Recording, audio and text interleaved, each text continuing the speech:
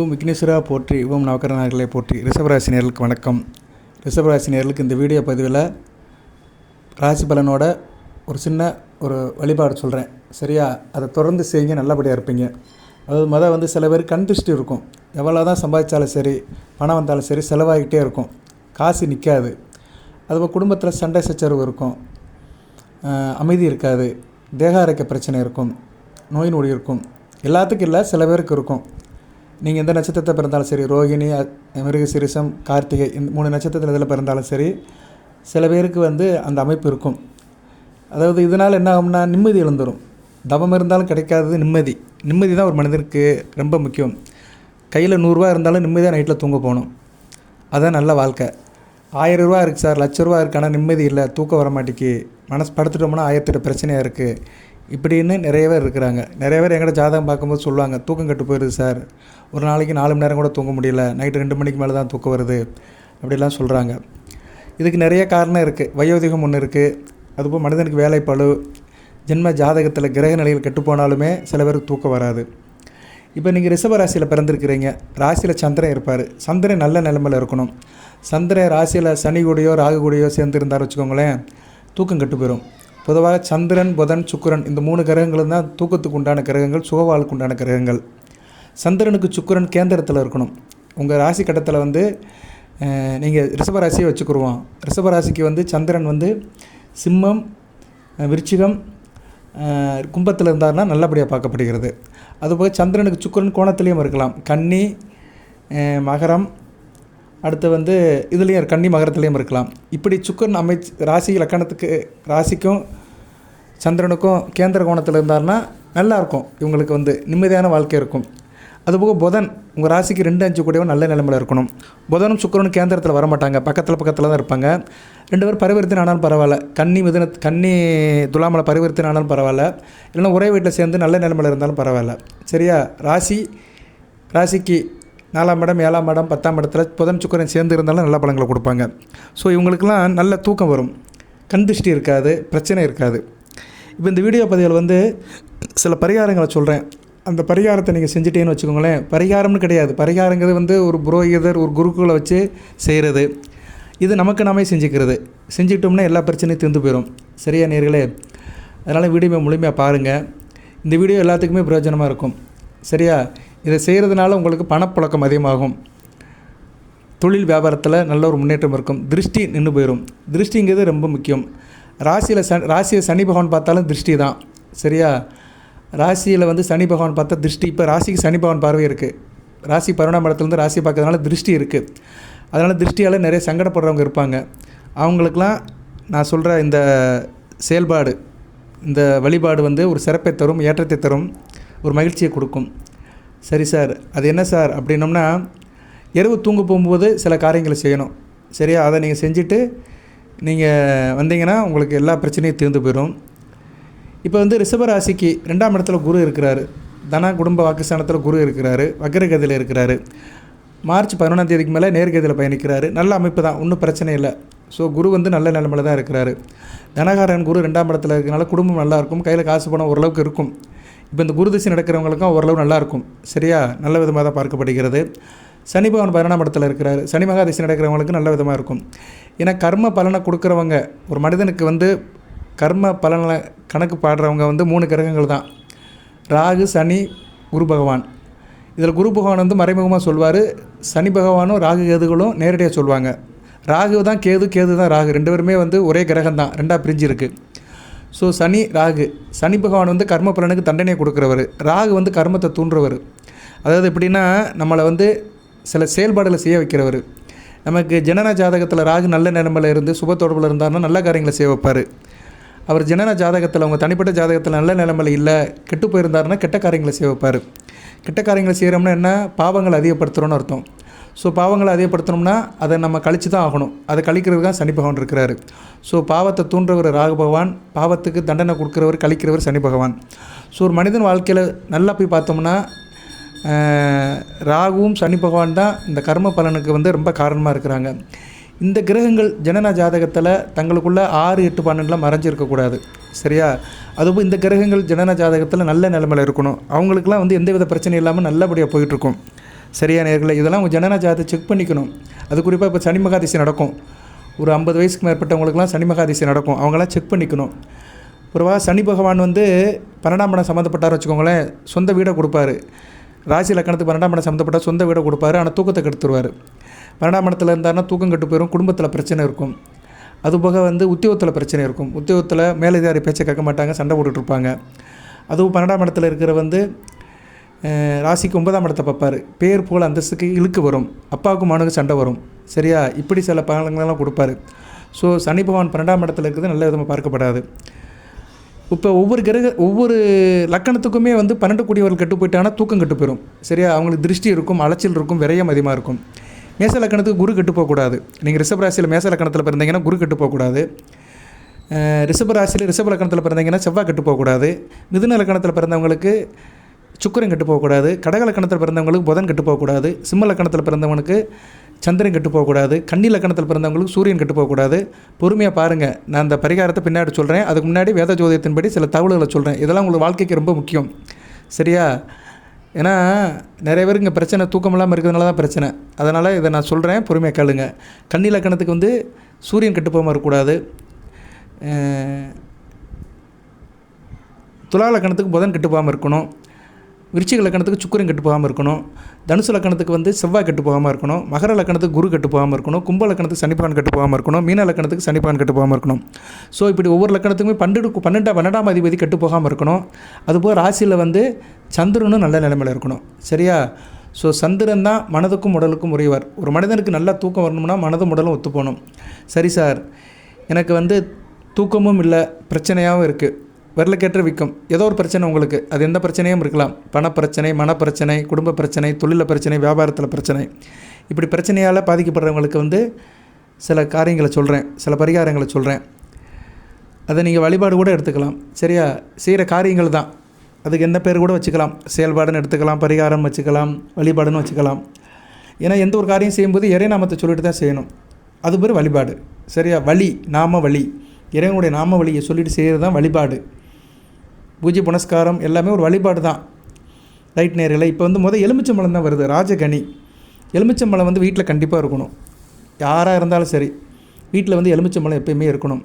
வீட்டில் வந்து 2 கனிகள் இருக்கணுங்க, எப்போயுமே பிரச்சனையே இருக்காது. சந்திரனுடைய ஆதிக்கமும் சுக்கிரனுடைய ஆதிக்கமும் வீட்டில் இருக்கும். சரியா?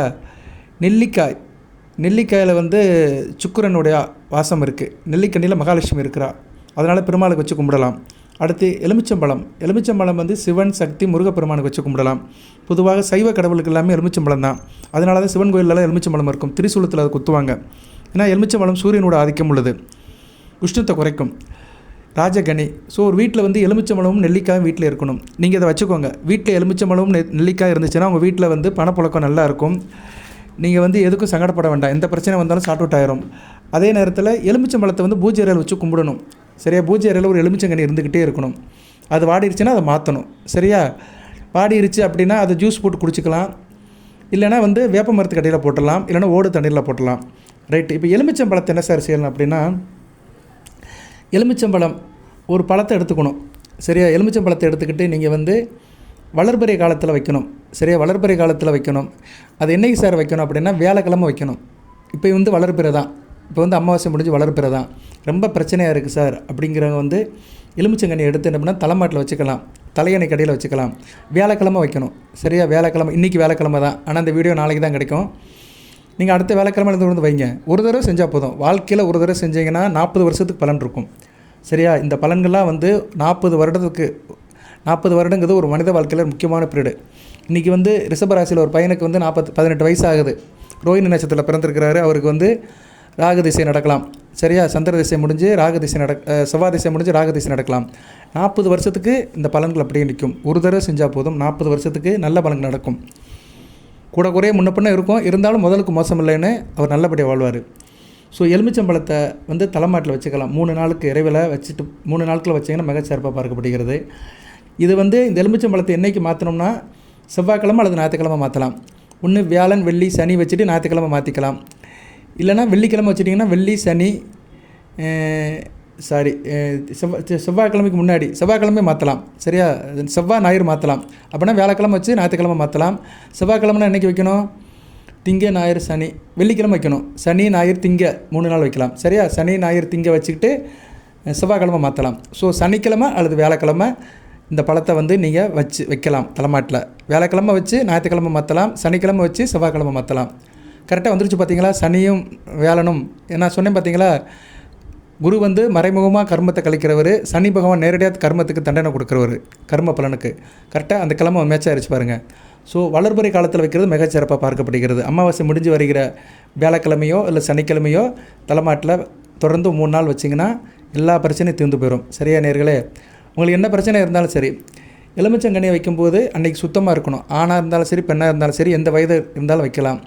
குழந்தைகளுக்கு வைக்க வேண்டிய அவசியம் இல்லை. 12 வயதுக்கு மேற்பட்டவர்களுக்கு தான் வைக்கணும். 12 வயதுக்கு உட்பட்டவர்களுக்கு வைக்க வேண்டிய அவசியம் இல்லை. 12 வயசுக்கு மேற்பட்டவங்க தலைமாட்டில் வச்சுக்கலாம். சுத்தமாக இருக்கணும். சரியா? பெட்ஷீட்டில் தலையணைக்கு அடியில் ஒரு எலுமிச்சம்பழத்தை வச்சு 3 நாள் படுக்கணும். 3 நாள் கழித்து அதை எடுத்து வேப்ப மரத்துக்கு அடியில் போட்டுடலாம். வேப்ப மரத்துக்கு அடியில் மண்ணை தோண்டி உள்ளே போட்டு வச்சிடலாம். இல்லைனா ஓடில் தண்ணியில் போடலாம். இல்லைனா வேறு எங்கேனாச்சும் ஒரு இடத்துல கால் மீதி படாத இடத்துல போட்டுடலாம். நீர்நிலைகள் வயல்வெளிகளை போட்டலாம். பக்கத்தில் விவசாயம் நடந்துகிட்ருக்கு சார், நெல் இருக்குன்னா அந்த விவசாயம் பண்ணுற இடத்துக்குள்ளே போட்டலாம். சரியா? புல் புதருக்குள்ளே போட்டலாம். கால் மீதி படாத இடத்துல போடணும். நிறைய பேர் வந்து விவசாய நிலத்தில் போடுவாங்க. அதெல்லாம் ஒன்றும் செய்யாது. அந்த பழத்தை போடலாம். கோயில் வாங்கின பூக்கள் பழம் எல்லாமே வந்து விவசாயம் பண்ணுற பூமியில் போடலாம். சரியா? அதெல்லாம் கிராமத்தில் இருக்கும். வயல்வெளியில் போட்டுட்டோம்னா அது அப்படியே அந்த விவசாயத்தோடு போயிடும். மண் அதை எடுத்துக்கிறோம். பூமிக்கு வந்து தோஷம் கிடையாது. சரியா? அதனால் பூமிக்குள்ளே போட்டு புதைச்சிரும். பூமியில் போட்டோம்னா நல்லபடி தான். மனிதன் மிதிக்கக்கூடாது. மிருகங்கள் மிதிக்கலாம். மனிதன் தான் மிதிக்கக்கூடாது. இப்போ நீங்கள் ஒரு எலுமிச்சம்பழத்தை ஒரு இடத்துல போடுறீங்க, பசுமாடு மிதிச்சுன்னா நல்லது. சரியா? மனுஷன் மிதிக்கக்கூடாது. மிதிச்சிட்டானா அவனுக்கு அந்த தோஷம் போயிடும். ஏன்னா நீங்கள் எந்த நினச்சி ஒரு கர்மத்தை கழிக்கிறதுக்காக அந்த எலுமிச்சம்பழம் மூலியமாக ஒன்று செய்கிறீங்க, அதை மனுஷன் மிதிச்சிட்டான்னு வச்சுக்கோங்களேன், அது ஒரு பாவம். நம்ம வினை அவனுக்கு போயிடும். பசுமாடு மிதிச்சுன்னா அதை ஏற்றுக்கிறோம். பசுமாடு வந்து மகாலட்சுமி. சரி? எல்லா தெய்வமும் அதில் இருக்குது. பசுமாட்டில் எல்லா தெய்வமும் இருக்குது. அதனால் ஒன்றும் பிரச்சனை இல்லை. அதுக்காகத்தான் என்ன செய்வாங்கன்னா, அந்த எலுமிச்சம்பழத்தை வந்து ஓரஞ்சாரமாக போடுவாங்க. சரியா? ஓடுற தண்ணியில் போடுவாங்க, இல்லைனா மரத்துக்கடியில் பதிப்பாங்க. சில பேர் இந்த முச்சிந்திலெலாம் போட்டு நாரடிப்பாங்க. அதெல்லாம் செய்யக்கூடாது. அறுத்து குங்குமம் தடவி அதெல்லாம் போடக்கூடாது. பாவம். சரியா? இருக்கிற பாவத்தில் பெரிய பாவம் என்ன தெரியுமா? நம்ம பாவத்தை மற்றவங்ககிட்ட திணிக்கிறது தான். நம்ம பாவம் என்ற பாரத்தை மற்றவங்க தலைமையில் சுமக்கக்கூடாது. அதனால் கொஞ்சம் கவனமாக இருங்க.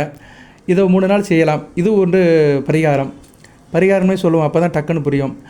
அடுத்து வந்து 9 மிளகு எடுத்துக்கலாம். 9 மிளகு ஒவ்வொரு நவக்கிரகங்களுக்குமே. சரியா? மிளகுல வந்து மகாலட்சுமி இருக்கிறா. 9 மிளகை வந்து என்ன பண்ணணும்னா வெள்ளை துணியில் கட்டிக்கலாம். வெள்ளை துணி வந்து சந்திரனுடைய ஆதிக்கம், சுக்கிரனுடைய ஆதிக்கம். வெள்ளைங்கிறது சுக்கிரனுக்கு சந்திரனுக்கு உள்ளது. அதில் கட்டிக்கலாம். வெள்ளை துணியில் கட்டி உங்கள் தலைமாட்டில் வச்சுக்கலாம் நீங்கள். சரியா? தலைமாட்டில் வந்து எவ்வளோ நாள் சார் வைக்கலாம் அப்படின்னா, அது வந்து ஒரு 3 நாள் அல்லது 5 நாள் வைங்க. சரியா? இல்லைன்னா இதே ஆர்டரில் கூட வைங்க. 3 நாள் அல்லது 5 நாள் வைங்க. வச்சுட்டு அதை எடுத்துடலாம். எடுத்துகிட்டு என்ன பண்ணலாம்னா, அதையும் வந்து ஓடுற தண்ணியில் போடலாம், இல்லைனா மரத்துக்கடியில் போடலாம். சரியா? கால் மீதி படாத இடத்துல போட்டுடணும். சரியா நேர்களே? அது கொஞ்சம் கவனமாக பார்த்துக்கணும். மற்றபடி வேறு எங்கேயும் போடக்கூடாது. பாத்ரூமு லெட்ரின் இதுக்குள்ளெலாம் போடக்கூடாது. நிறைய பேர் சில காரியங்களை பண்ணுறாங்க. இந்த ஃப்ளஷ் அவுட்டில் போட்டுருந்தாங்க. டாய்லெட்டில் இருக்கலாம், அதில் போட்டு தண்ணியை ஃப்ளஷ் பண்ணி விட்ருதாங்க. அப்படியே போயிடும். அப்படிலாம் பண்ணக்கூடாது, தப்பு. நிறைய பேர் சாப்பாடு கூட அதில் போடுறாங்க. என்ன பண்ணுறாங்கன்னா, சாதத்தை வந்து கொட்டுறதுக்கு இடம் இல்லைன்னு சொல்லிட்டு சாதத்தை வந்து இது கிளாஸெட்டில் போட்டுருந்தாங்க, லெட்ரினில் போட்டுருந்தாங்க. நம்ம டாய்லெட் போகிறோம்ல, டாய்லெட் போகிறோம்ல, அதுக்குள்ளே போட்டுருந்தாங்க. போட்டு ஃப்ளஷ் பண்ணி விட்டுறாங்க. அது அப்படியே போயிடுது. அது வந்து எடுத்துகிட்டு போயிடும். ஆனால் அப்படி செய்யக்கூடாது. சரியா? ஒரு மனிதன் வந்து மலம் கழிக்கிற இடத்துல உணவுப் பொருட்களை போடக்கூடாது. எந்த பொருட்களையும் போடக்கூடாது. சரியா? வேணால் கழிவு பொருட்கள் எதாச்சும் போட்டுக்கலாம். கழிவு பொருட்கள் நகத்தை வெட்டுறோம் சார், போடுறதுக்கு இடம் இல்லைன்னா அந்த கிளாஸெட்டுக்குள்ளே போட்டுக்கலாம். மற்றபடி வேறு எந்த ரோமம் இருக்குது, ஏதோ ஒரு கழிவு பொருட்கள் அது நமக்கு தேவையில்லை, அது வந்து ஆகாதது அப்படின்னா அதை கொண்டு போய் நம்ம சேர்த்துடலாம். ஏன்னா மலம் கழிக்கிற இடம் வந்து சனி பகவானுக்கு உள்ளது. அது கழிக்கிற இடம் தான். சரியா? அதில் போய் நம்ம வந்து புனிதமான பொருட்களை போடக்கூடாது. சாதத்தை போடக்கூடாது, காய்கறிகளை போடக்கூடாது, சாப்பாட்டு பொருட்களை போடக்கூடாது. இது மாதிரி பரிகாரம் பண்ண பொருட்களையும் போடக்கூடாது. ஏன்னா நிறைய சிட்டிக்குள்ளே இதெல்லாம் நடக்குது. நான் நிறைய வீட்டில் பார்த்துருக்குறேன். என்ன பண்ணுவாங்கன்னா, சாப்பாடு மிச்சமாச்சுன்னா அதில் போட்டு ஃப்ளஷ் பண்ணி விட்ருவாங்க. அதை அப்படியே அடிச்சிட்டு போயிடும். அப்படி பண்ணக்கூடாது. சரியா? ரொம்ப அதெல்லாம் முக்கியம். அடுத்து வந்து வெள்ளை துணியில் இந்த 9 மிளகுகளை கட்டிக்கோங்க. ஒரு சின்ன பொட்டணமாக தான் வரும். ஒரு சுண்டக்காய் அளவு பொட்டணமாக இருக்கும். அந்த பொட்டணத்தை தலையில் வைங்க. 3 நாள் அல்லது 5 நாள் வச்சுட்டு தூங்கி எழுந்துச்சி வைக்கலாம். இதையும் சனி அல்லது வியாழக்கிழமை வைக்கலாம். சரியா? 3 நாள் கூட வைக்கலாம். வியாழன் டு திங்கள், சனி டு திங்கள், வியாழன் டு ஞாயிறு வச்சுக்கலாம். சரியா? ஓகே. எலுமிச்சம்பழம் மாதிரி இதையும் டேட் வச்சுக்கலாம். 3 நாள் கூட வச்சுக்கலாம். ஆனால் 5 நாள் வச்சிங்கன்னா கூடுதல் சிறப்பு. அடுத்து வந்து மஞ்சள் துணி அல்லது சிவப்பு துணி. இதில் என்ன பண்ணுறீங்கன்னா, மூணாவதாக சொல்கிறது வந்து இதுக்கு ரொம்ப முக்கியமானதுங்க. வீட்டில் மஞ்சள் துணி குருவுடைய அனுக்கிரகம், சிவப்பு துணி சூரிய பகவான். இது ஒரு நல்ல ஒரு யோகம், சிவராஜ் யோகம். மஞ்சள் அல்லது சிவப்பு துணி. இந்த துணியில் என்ன பண்ணணும்னா ஒரு பிடி கல் உப்பு, சரியா, ஒரு பிடி கல் உப்பு இருந்தால் மட்டும் போதும். அதை அந்த துணியில் கட்டிக்கலாம். மஞ்சள் சிவப்பு துணியில் கட்டி தலைமாட்டில் வைங்க. இதை வந்து எவ்வளோ நாள் சார் வைக்கணும் அப்படின்னாலும் இதையும் ஒரு 3 நாள் இல்லை 5 நாள் வச்சுக்கலாம். வச்சுக்கிட்டு படுத்து அதை வந்து நீர்நிலையில் போட்டுடணும். சரியா, உப்பு வந்து ஈஸியாக கரைஞ்சிரும். தண்ணியில் போட்டு நீங்கள் ஊற்றி விட்டுலாம். இல்லைனா பக்கெட்டில் போட்டு கூட ஒரு ஓரஞ்சாரமாக ஊற்றி விட்டுலாம், ஒன்றும் பிரச்சனை இல்லை. ஸோ கல் உப்பு வந்து மிகச்சிறப்பாக பார்க்கப்படுகிறது. இதெல்லாம் வந்து கால்பிடி படாத இடத்துல ஊற்றணும். அடுத்து வந்து மஞ்சள், விரலி மஞ்சள். சரியா, விரலி மஞ்சள் எத்தனை சார் அப்படின்னா, விரலி மஞ்சள் எடுத்துக்கலாம், ஒரு 3 மஞ்சள் எடுத்துக்கலாம். சரியா, அடுத்து வந்து வேப்பங்கீத்து, வேப்பம் இலை இருக்குது பார்த்தீங்களா, அது ஒரு கீத்து எடுத்துக்கணும். இந்த விரலி மஞ்சளையும் வேப்பங்கீத்தையும் வந்து என்ன பண்ணலாம்னா 3 கூட வேண்டாம், 1 இருந்தாலும் போதும். சரியா, 1 வேப்பங்கீத்து 1, விரலி மஞ்சள் 1. இதை அப்படியே ஒரு மஞ்சள் கயிறில் கட்டிடுங்க. 2ஐயும் சேர்த்து மஞ்சள் கயிறில் கட்டிடுங்க. கட்டிட்டு தலைமாட்டில் வச்சுக்கோங்க. ஒரு 3 நாள் வைங்க. சரியா, 3 நாள் வச்சுக்கிட்டு 3 நாளில் அந்த வேப்பங்கீத்து வந்து காஞ்சி போயிடும். சரியா, முதல் நாள் தான் ஃப்ரெஷ்ஷாக இருக்கும், மறுநாள் கொஞ்சம் வாடும், 3ஆம் நாள் வந்து அதை வந்து வாடிடும், இலை வந்து வாடிடும். 3ஆம் நாள் முடிஞ்சு 4ஆம் நாள் வந்து அதை வந்து தண்ணியில் போடுங்க, இல்லைன்னா வேப்ப மரத்துக்கு அடியில் போடுங்க. அந்த விரலி மஞ்சள் என்ன சார் செய்யலாம் அப்படின்னா, அதை வந்து நீங்கள் வந்து ஒரு மஞ்சள் தான் இருக்கும். அந்த ஒரு மஞ்சளை சாப்பாடுக்கெலாம் எடுத்துக்க வேண்டாம். அதை என்ன பண்ணலாம்னா நீங்கள் வந்து வேப்ப மரத்துக்கு அடியிலே போட்டுடலாம். சரியா, ஏன்னா என்ன இருந்தாலும் திருஷ்டி கழிக்கிறது தான் அது. அதை வந்து நம்ம ரீயூஸ் பண்ணக்கூடாது. சரியா, அதை வந்து அப்படியே நம்ம வந்து வேப்ப மரத்துக்கு அடியில் போட்டுருங்க, இல்லைன்னா ஓடுற தண்ணியில் போட்டுருங்க. ஸோ இந்த பொருட்களை டிஸ்போஸ் பண்ணுறது அப்படிங்கிறது ஓடுற தண்ணி, குளம், வயல்வெளி அல்லது வேப்ப மரத்துக்கு அடியில் போடலாம். வேப்ப மரம் வந்து ஏன் சொல்கிறேன்னா, எல்லா இடத்துலையும் வேப்ப மரம் இருக்கும். அரச மரம், ஆலமரம்லாம் ரேராக தான் பார்க்க முடியும். வேப்ப மரம் வந்து எல்லா இடத்துலையும் இருக்கும். அதுக்காக தான் நான் சொல்லியிருக்கிறேன். ஸோ உங்களுக்கு வந்து இந்த பரிகாரங்களை 4 சொல்லியிருக்கிறேன். 4ல் எதனாச்சும் உங்களுக்கு செய்யுங்க. உங்களுக்கு எது பிடிச்சிருக்கோ அதை செய்யலாம். 4ஐயும் செய்யலாம். 4ஐயும் செய்தீங்கன்னா 40 வருஷத்துக்கு நல்லா இருக்கலாம். ஒரு பரிகாரம் பண்ணினீங்கன்னா 10 வருஷத்துக்கு நிற்கும். சரியா, எலுமிச்சம்பழம் ஒரு எலுமிச்சம்பழம் 3 நாட்கள் வைக்கிறது. அடுத்து 11 மிளகு வெள்ளை துணியில் கட்டி வைக்கிறது. அடுத்து வந்து சிவப்பு அல்லது மஞ்சள் துணியில் வந்து கல் உப்பு வைக்கிறது. அடுத்து வந்து விரலி மஞ்சள், ஒரு கீத்து வேப்ப இலை. சரியா, நல்ல விதமாக பார்க்கப்படுகிறது. இதை செய்யுங்க. சரியா நேர்களே, இதை வந்து ஒரு எஃபெக்டிவாக செய்யணும் அவசியம் கிடையாது. ஒரு ஃப்ரீக்வெண்ட்டாக செய்யுங்க. மாதத்துக்கு 1 செய்யுங்க, 4 மாதம் செய்யுங்க. சரியா, 4 மாதம் செஞ்சால் பரவாயில்ல. 120 நாட்களுக்குள்ளே இந்த 4ஐயும் செய்யுங்க. 1 by 1 செய்யுங்க. நல்லாயிருக்கும், நல்ல வித்தியாசம் தெரியும். உங்களுக்கு என்ன தசை நடந்தாலும் சரி, ராக திசை நடந்தாலும் சரி, குரு திசை நடந்தாலும் சரி, சனிமகா திசை நடந்தாலும் சரி, புதன் திசை நடந்தாலும் சரி, நல்லாயிருக்கும். சரியா நேர்களே, ஒவ்வொரு மாதமும் வளர்பிறை நாட்களில் செய்யுங்க. சரியா, இப்போ வந்து வளர்பிறை நாட்கள் தான். இன்றைக்கி வந்து வளர்பிறை சதுர்த்தி. ஸோ இந்த காலகட்டத்தில் நீங்கள் செய்யலாம். சரியா நேர்களே, செய்கிறது மிகச்சிறப்பாக பார்க்கப்படுகிறது. இதெல்லாம் அனுபவபூர்வமாக நல்லது நடந்திருக்கு. சரியா, நானே தூங்கும்போது டெய்லி வேப்பங்கீத்து தான் வைக்கிறேன். ஒரு கீத்து வேப்பங்கீத்து வச்சு டெய்லி படுக்கிறேன். வேப்பங்கீத்து படுத்து வைக்கிறது வந்து அன்னை சக்தியோட அருள் கிடைக்கும், சந்திரனோட அனுக்கிரம் இருக்கும். சந்திரன் வந்து சக்தி வடிவமானவன். அதனால தான் தாய் சாயனத்தில் சந்திரனை வச்சுருக்குறோம். சரியா நேர்களே, அதுபோல் ரிஷபராசிக்கு வந்து சந்திரன் ரொம்ப வேண்டியவர். சரியா, ஏன்னா உங்கள் ராசியில் தான் உச்சம் அடைவார். அதனால் வேப்பங்கீத்து வைக்கிறது வந்து பொதுவாக நல்லது. சரி, நைட்டில் தூக்கம் வர மாட்டேங்கி பேய் கனவாக வருது. சில பேருக்கு நைட்டில் வித்தியாசமான கனவுலாம் வரும். சரியா, சொல்ல முடியாது, வெளியே சொல்கிறது கூச்சப்படுவாங்க. அவங்களாம் வந்து வேப்பங்கீத்து வச்சுக்கலாம், ரெகுலராக வைக்கலாம், ஒரு பிரச்சனையும் இல்லை. ஆனால் இதில் ஒரு சின்ன வினா இருக்குது. சின்ன வினா இல்லை, பெரிய வினா.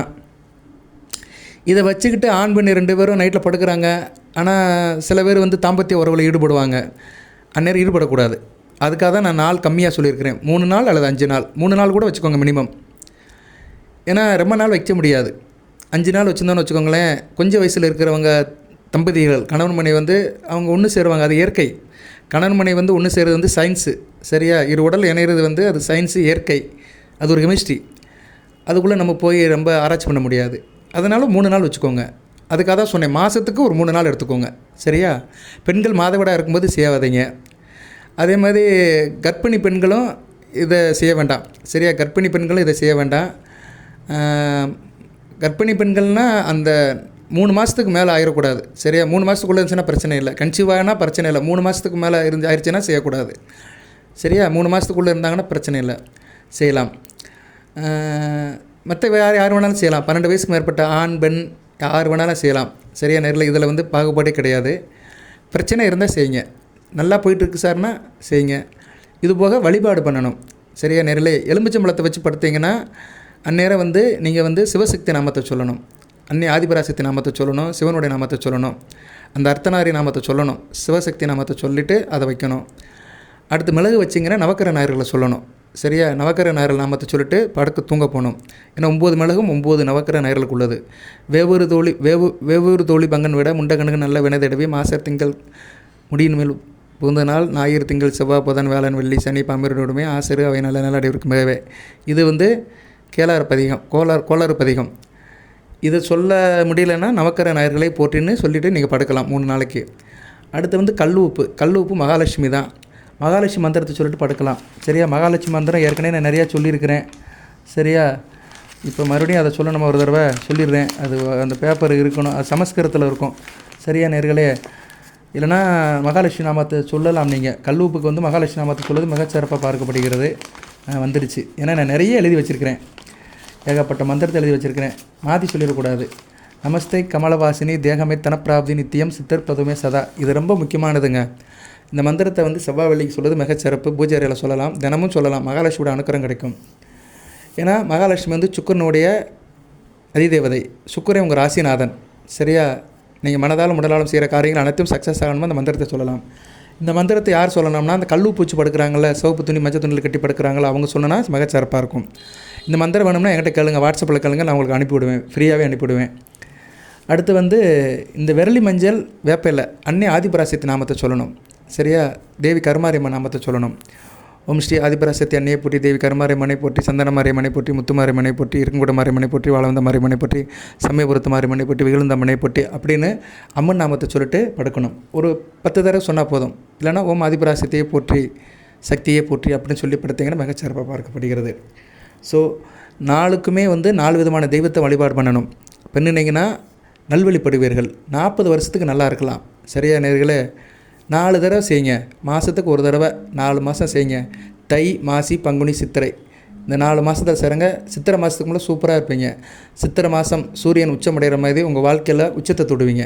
சரியா நேர்களே, மிக சிறப்பாக பார்க்கப்படுகிறது. எதுவும் சந்தேகம் இதில் இருந்துச்சுன்னா கமெண்ட் பாக்ஸில் கேளுங்க.